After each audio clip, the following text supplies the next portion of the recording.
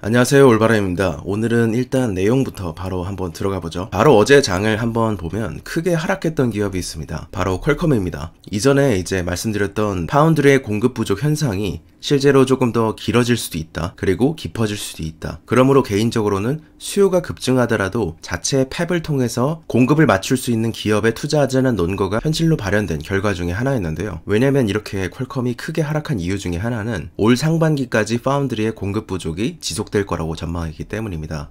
이미 모바일 칩에도 영향을 미치기 시작한 것인데 이 문제가 꽤나 번질 수 있다고 생각하기 때문에 이전에 말씀드렸듯 반도체 업계는 IoT나 컨슈머용이나 아니면은 서버용 칩이나 모든 것들이 다 폭발하고 있기 때문에 밀려드는 수요를 모두 처리할 수 있다면 YOY 대략 50에서 70%까지도 성장할 수 있다고 전망됩니다. 하지만 반도체는 캐파 증설에 신중해야 하고 시간과 비용이 매우 큰 만큼 공급이 비탄력적일 수밖에 없죠.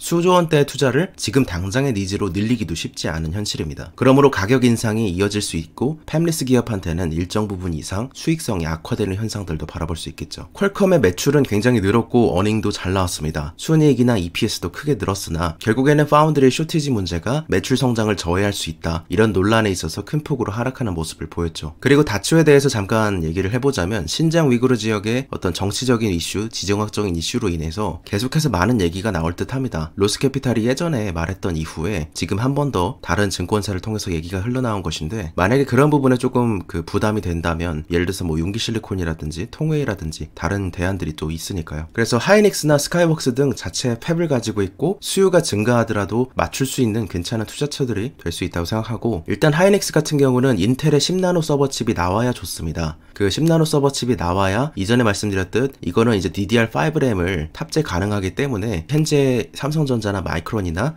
하이닉스가 먼저 투자했던 해당 램에 대한 수요를 폭증시킬 수 있을 것으로 예상되고 있고 전 세계적으로 지금 한 3년마다 4년마다 서버 사이클이 돌고 있기 때문에 이번 해에는 특히 기업 지출이 많이 늘어날 것이고 그런 기업 지출은 서버 칩의 수요를 크게 늘릴 전망이기 때문입니다. 이제 스카이웍스 같은 경우는 오랫동안 자체 팹을 운영하고 있었기 때문에 이번에 퀄컴이 겪은 것처럼 반도체 수요는 폭증하는데 파운드리의 할당 캐파가 없어서 더 못 파는 일은 최대한 없애려고 하고 있다고 최근에 CNBC의 매드맥스에서 나와서 얘기했죠. 결국에는 잠재적으로 4G 시장이 5G로 전환되어 가는 과정 속에서 5G 스마트폰으로 약 10억대 이상이 팔릴 수 있을 것으로 계속해서 전망이 되는데 그래서 앞으로 더 좋아질 기업이고 수익성도 더 높아질 수 있다고 생각하고 있습니다. 현재는 2억 2천만 대 정도가 팔린 것이기 때문에 아직도 판매할 수 있는 시장은 더 많고 그럼에 따라 부품 회사로서 이익성 증대값도 좀 더 크겠죠. 현재 기준 PE는 넌주 AAP 기준에서 23배 그리고 포워드 기준으로는 17배 정도이고 PEG는 0.88에서 1.09 정도입니다. 성장률 부분이 높기 때문에 이런 것을 지탱하고 있는 것이기도 한데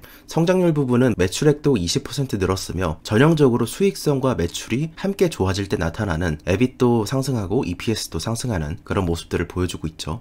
앞으로 더 늘어날 거라고 생각하고 있고 5G 사이클이 지속됨에 따라 스카이웍스의 매력도 높아질 거라고 생각합니다. 특히 아이폰을 대상으로 매출의 익스포저가 큰 기업이기 때문에 애플이 더 잘 팔리는 한 더 좋은 성과를 기대할 수 있고 저전력 통신인 기술 분야에서 오랫동안 코보와 스카이웍스 거의 두 개 기업 혹은 이제 브로드컴 정도가 기술을 가지고 있기 때문에 경쟁자가 많지가 않고 수익성 같은 경우도 GP 마진은 49%로 매우 높고 에비타 마진이 38.9% 순이익률도 26.88%입니다. 그리고 골드만삭스에 따르면 여전히 주식시장은 상대적으로 매력적인 자산 시장이고 그리고 워싱턴이 전례 없는 통화나 재정 정책을 풀고 있기 때문에 이런 것도 긍정적으로 작용하고 있다고 언급했습니다. 그래서 결과적으로 요약하자면 우리는 여전히 새로운 강세장의 초기 단계에 있다고 믿으면서 이런 강력한 이익 성장이 지금 따라오고 있기 때문에 이전에는 희망을 가지고 오르던 단계에서 지금은 이익 성장이 함께하는 그런 시기라고 언급했습니다. JP모건의 경기 예상에 대해서 간단히 좀 보고 넘어갈까 하는데 다 살펴보진 않고 몇 개만 골랐습니다. JP모건은 일단 우선 지금 지속적으로 미국인의 현금이 초과돼서 늘고 있고 백신이 출시된다면 해당 저축액들이 적분값만큼 소비로 이어질 가능성이 높다고 바라봤는데 이에 향후 몇 개월 안에 주식시장이 버블 국면에서 정상적인 국면으로 돌아올 수 있다는 것을 예상하고 있습니다. 경기 부양 뉴스라든지 어떤 비둘기파 지침 같은 거는 금리가 튀어오르면서 가라앉을 가능성이 높다는 것이죠. 이 얘기는 앞서 말씀드린 골드만삭스와 대비되는 전망입니다. 물론 다른 의견들도 있습니다. 이 부분도 상당히 설득력 있기 때문에 한번 들어보시고 고려해 보시면 좋을 것 같은데 이 부분 선이 대략 7%의 개인 저축률 라인입니다. 지난 2010년도쯤부터 계속해서 이 7%를 기반으로 플러스 마이너스 1%포인트 정도에서 유지를 했었죠. 그런데 미국이 만약에 6월에서 7월쯤에 이제 그쯤 되면 대략 70% 이상이 정상적으로 활동할 수 있다는 계산이 나오고 있습니다. 그렇기 때문에 다시 팬데믹 이전의 저축률인 7% 선까지 만약에 이 지금 늘어난 초과분만큼이 하락해서 떨어지게 된다면, 그런다면은 이연된 소비가 폭증할 수 있다. 이런 것이 하나의 JP모건이 주장하는 것이죠. 그런데 여기 같은 차트인데 조금 시점을 확장시켜본 차트가 있습니다. 그랬더니 뭐가 달라졌을까요? 2010년은 대략 저축률이 7%포인트에서 맴돌았지만 금융위기 이전에는 1990년대부터 꾸준히 하강해오면서 이것이 3%까지 떨어졌었다는 점입니다. 그랬기 때문에 일각에서는 아직까지 개인들은 금융위기 당시의 위험을 기억하기 때문에, 그랬기 때문에 생존 본능으로 소비를 줄이고 저축을 늘렸다는 얘기가 많습니다. 이것이 같은 논리로 진행된다면 어떻게 될까요? 맞습니다. 개인의 저축률 밴드가 새롭게 좀 더 올라갈 수 있다는 의견이 나오는 이유이죠. 이렇다는 것은 JP모건이 말했던 것처럼 이만큼의 값을 그대로 소비로 이어지는 것이 아니라 새로운 저축 라인이 형성될 가능성이 높다는 것입니다. 이것 때문에 이연된 소비가 있느냐 없느냐, 이것에 대한 얘기들도 돌고 있는 시점이죠. 테슬라 투자자 중 한 명인 메릿이 자신이 조사한 정보에 대해서 얘기를 좀 해줬습니다. 몇 주 동안 미국의 테슬라 모델 S, X, Y 이런 쪽에 부품을 공급하는 업체들과 계속해서 연락한 결과 테슬라의 세미트럭 작업은 2020년 4분기부터 시작되었고, 차체는 캘리포니아 프리몬트에서 작업되고, 그리고 최종 조립은 2021년에 기가 네바다에서 이뤄질 예정이라고 말합니다. 그리고 결국에는 텍사스로 가게 될 거란 얘기인데, 그래서 이들의 자료를 기반으로 했을 때 총 생산량 예측은 2021년에 대략 2,500대를 생산하고 내년에는 한 10,000대, 2023년, 2024년쯤에는 대략 25,000대 정도가 판매될 수 있다는 것에 대한 예측인데, 이런 공급업체에 대한 신호는 이미 이분이 알고 있기 때문에 이런 타임라인에 대해서는 좀 믿을 수 있다, 이런 입장을 내세웠죠. 그런데 어쨌든 나오기 전까지는 모르는 것이기 때문에 가볍게 일종의 루머로서 생각하라는 조언도 함께 해줬습니다.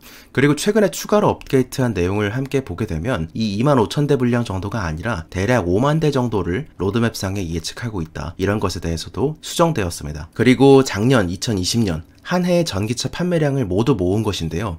모델 3가 여전히 36만 5천 대로 가장 많이 팔리면서 1위 자리를 지켰음을 확인할 수 있었고, 시장 점유율은 무려 12%에 달했습니다. 그리고 우링 홍광민이 여기 2위로 되어 있는 것은, 이것은 실제로는 이런 모양입니다. 그랬기 때문에 전기차로 같이 따지기는 좀 어렵고, 르노 조에 같은 경우도 도심용이기 때문에 이름은 소형 해치백이지만 사실상 경차로 취급됩니다. 그래서 흥미로운 거는 올해 상당히 많이 팔리면서 단숨에 모델 Y가 4위로 올라갔다는 부분입니다. 그래서 모델 Y가 앞으로 모델 3만큼 혹은 그보다 더 많이 팔릴 거라고 예상되고 있기 때문에 이제는 모델 Y를 통해서 테슬라의 또 다른 마켓 쉐어를 늘릴 수 있겠죠. 그리고 이번에 테슬라가 약 2주 내에 싱가포르에 진출할 것으로 보입니다. 소식통에 따르면 테슬라가 딜리버리 전 검사의 승인을 받은 상태인데, 이 단계는 실제로 싱가포르에서는 자동차를 시중에 내놓기 전에 딜러십이 취하는 마지막 단계 중에 하나랍니다.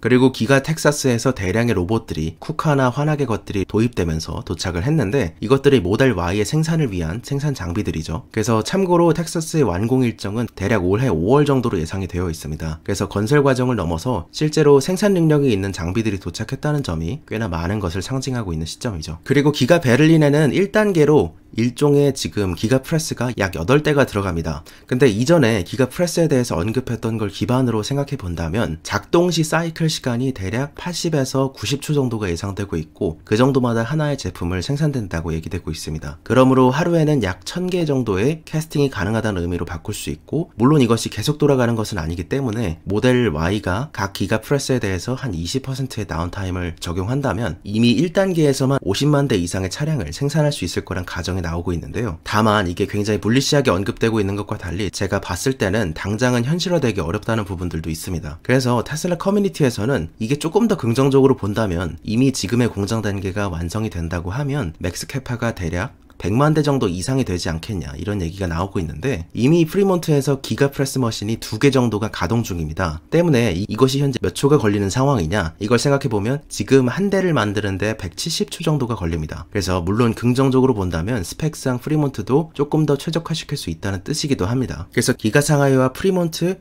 그리고 베를린까지를 합쳐서 계산했을 때 올해 총 100만 대 달성에 대해서 텍사스까지 합치면 예상해 볼 수는 있겠지만 실제로 이제는 일론 머스크가 긍정 편향이던 과거와 달리 조금 더 기술적인 문제까지 고려했기 때문에 보수적으로 딜리버리 가이던스를 제시하지 않았다고 볼 수 있겠죠. 그래서 몇 가지 가정들을 좀 해볼 수 있습니다. 첫 번째 가정이죠. 현재 프리몬트에서 170초당 한 대의 모델 Y 부품이 생산되고 있습니다. 하루로 나눈다면 500개 정도가 생산되죠. 1년이면 18만 2천 대 정도가 생산될 겁니다. 여기서 유지보수를 위해 20%의 시간을 할애하고 그런다면 14만 6천 대 정도가 한 개당 생산됩니다. 모델 Y 한 개당 리어바디 한 개씩만 생산한다고 가정할 때 베를린은 기가프레스 8기, 텍사스는 6기, 프리몬트는 2기이므로 각각 116만 대, 87만 대, 29만 대 정도를 생산할 수 있다고 가정되죠. 그리고 모델 Y 한 대당 앞으로 하나 뒤로 하나 생산한다고 하면 그런다면 세트이므로 58만 대, 43만 대, 14만 대로 줄어듭니다. 그런데 이것을 만약에 90초로 가동할 경우에는 이 부분들이 사실 많은 이들이 기가 베를린이 약 200만 대에서 100만 대까지도 가능하다 이런 얘기 중에 하나로 이 근거를 들고 있는데 실제로는 사실 좀 비약적인 내용들이 많다고 생각됩니다. 실제 프리몬트 공장에서 가동되는 내용들을 보게 되면 기가 캐스팅 머신이 결국에는 주족이잖아요. 그렇기 때문에 한 50에서 60초 정도는 폐쇄 상태로 굳을 때까지의 시간을 좀 줘야 되고 그리고 그 부가적인 작업들이 있기 때문에 대략 170초 정도로 보는 게 맞지 않나 이런 생각을 드는데 일단은 불리시하게 보는 뉴스들의 내용이 근거가 이것이기 때문에 이걸로 한번 계산을 해보면 이렇습니다. 90초까지 줄이는데 후면부만 쓴다면 베를린은 224만 대, 텍사스는 168만 대, 프리몬트는 56만 대가 생산 가능하고 앞뒤로 쓰게 된다면 베를린은 112만 대, 텍사스는 84만 대, 프리몬트는 28만 대까지 생산이 가능하다 이런 입장인데 사실상 이게 불가능하기 때문에 어쨌든 전체의 가정을 좀 보여드리려고 했습니다. 그래서 아무튼 대략 기가 베를린이 50만 대 정도의 캐파를 가질 수 있겠다. 이 정도는 합리적인 계산이라고 생각하고 있습니다. 그리고 최근에 우려는 일론 머스크가 내가 밈 그 자체가 돼버렸다면서 공매도를 박살내는 자가 됐다 이렇게 언급을 하고 있는데 시그널을 써라 이런 얘기를 하니까 갑자기 엉뚱한 헬스케어 중소기업인 시그널의 주가가 400% 이상 급등하기도 하고 SE에서 뭘 샀는데 SE가 참 좋더라 이런 얘기가 있으니까 일시적으로 SE의 주가가 8.51% 올라가기도 하고 프로필에 비트코인에 대해서 넣자마자 비트코인은 16% 상승했습니다. 그리고 도지코인 밈을 트위터에다 올리니까 그것에 대해서 도지코인은 전일 대비 72.56% 폭등한 모습들을 거래됐죠. 그래서 시장이 교란하는 사람이 되어버리기 때문에 굉장히 좀 우려가 크고 증권위원회에서 또 메일이 하나 가지 않을까 이런 생각이 들고 있습니다. 그리고 마지막으로는 캐시 우드가 인터뷰했던 내용 중에 최근에 야후 파이낸스에서 테슬라와 중국의 전기자동차들에 대해서 한번 언급한 내용들이 있습니다. 그걸 마지막으로 한번 정리해볼까 합니다. This transition from internal combustion engine to electric. That's great. Who is going to be leading the charge, so to speak? We still think it is Tesla, certainly in the United States. Even in China, Tesla is the #1 brand. Now, the smaller vehicles in China, there is a company, I've forgotten its name. It might be associated with SAIC and GM, by the way, that is pulling ahead, but that's not counted as a true electric vehicle. These are the ones that go 25 miles an hour, golf cart types of things. So we think that China might hold the secret as to the next big winners. We know that NIO, we do not own NIO. It's a battery swapping company. So instead of charging, they swap batteries. That is going to win the day. We think that XPeng, which we do not own, but which is emulating Tesla, might. We're seeing, and we do own in our more specialized strategies, BYD was a battery manufacturer to begin with, and Warren Buffett has owned for many years a piece of BYD. That has done very well. We own that. And then Geely, which bought Volvo, and I believe the chairman of Geely owns a position in Daimler. It is also doing a lot of interesting things in terms of partnering with various companies, including Baidu. So if I had to give you which of the Chinese names we have the highest conviction in, it's probably Baidu. And that had been a hard sell for me because their search business was falling apart. And it did seem to me, with more than 150 or 200 electric vehicle manufacturers, many being government subsidized, that there would be a bloodbath. And Baidu is, the government has deemed it the autonomous platform for China. We weren't sure whether to believe that or not, or if it would get caught up in the carnage, but it does seem to be doing something very interesting. And there's also another company called AutoX. This is more, they're working with Dongfeng, which is mostly involved in the trucking space. But we did take note that AutoX has gotten approval from California to go fully autonomous there. I didn't know that until very recently, so that could be another one to watch. 오늘도 좋은 하루 되시기 바랍니다. 감사합니다. 올바른이었습니다.